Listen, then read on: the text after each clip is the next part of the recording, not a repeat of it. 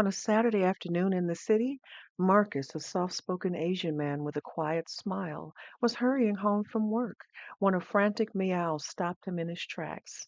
Beneath the park bench, a small orange tabby trembled, soaked and clearly abandoned. Without hesitation, he scooped the cat into his arms. Marcus took the cat to the local shelter. The shelter smelled faintly of antiseptic and hope, bustling with people who cared more about paws than paperwork. As Marcus approached the counter, he nearly collided with a woman rushing in, her energy filling the room. Her name was Tasha, a black woman with a radiant smile and a laugh that seemed to echo even over the shelter's hum. She was the volunteer coordinator and had a knack for knowing which cats needed a gentle hand. "Oh, you found him," Tasha said, her eyes lighting up as she spotted the tabby nestled against Marcus. "He's been hiding all week. Most people don't get past his shy little defense. You must have a magic touch." Marcus laughed, scratching the cat behind the ears. "I guess I do. Or maybe he just needed a warm coat and some hope." Tasha tilted her head, curious. "Well, since you've rescued him, would you like to see some of our other cats? Maybe help us find them homes and maybe share some stories while we're at it."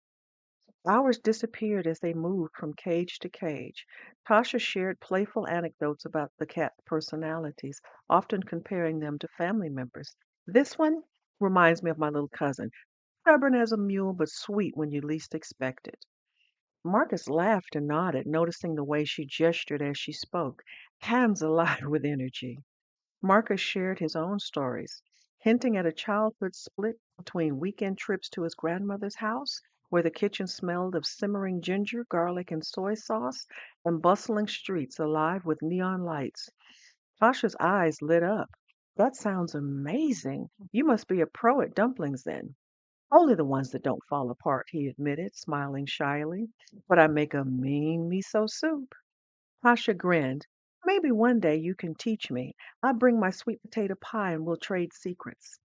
The tabby perched on Marcus's shoulder, purring like a gentle matchmaker, approving of the connection forming between them. By closing time, neither wanted the day to end. Tasha glanced at him, her smile hopeful. "Would you like to come by next weekend?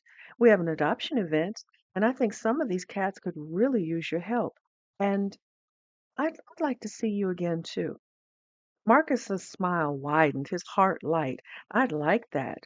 I think that's a rescue I'm ready to make."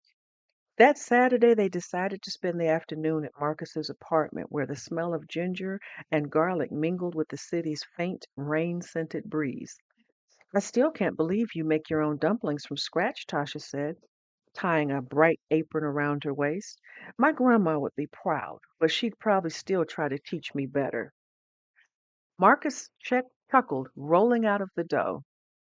"Well, your sweet potato pie smells amazing. I'm willing to be a student today."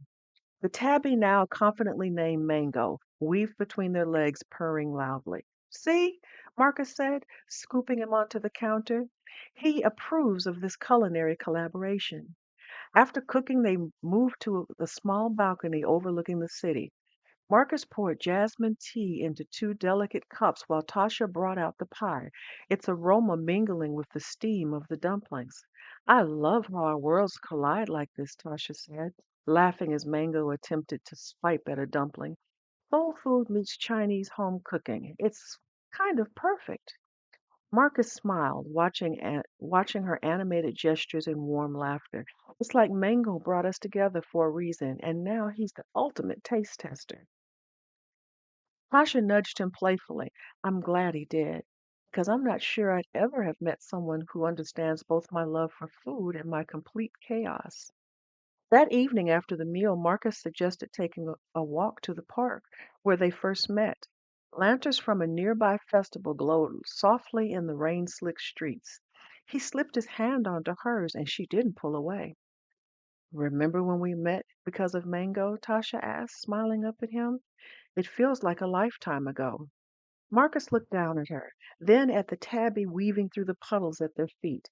"I know, and yet it feels like that day was always meant to happen." Under the glow of the lanterns, surrounded by the soft hum of the city and the rhythmic purring of Mango, they found a quiet understanding. Love could grow from the most unexpected meetings, bridging cultures, families, and hearts. Their worlds had collided, and in the warmth of shared meals, shared laughter, and shared whiskers, they had built a home together, one filled with flavor, color, and an undeniable spark of joy. A few months later, Marcus and Tasha's connection had grown into something steady and warm, like the slow simmer of a favorite meal. What began with a frightened cat became a story of serendipity, laughter, and a connection between two people from different cultures. Marcus brought calm and thoughtfulness. Tasha brought warmth and exuberance. Through shared meals, gentle stories, and quiet afternoons, they discovered that love often comes when you least expect it, and sometimes it comes with whiskers.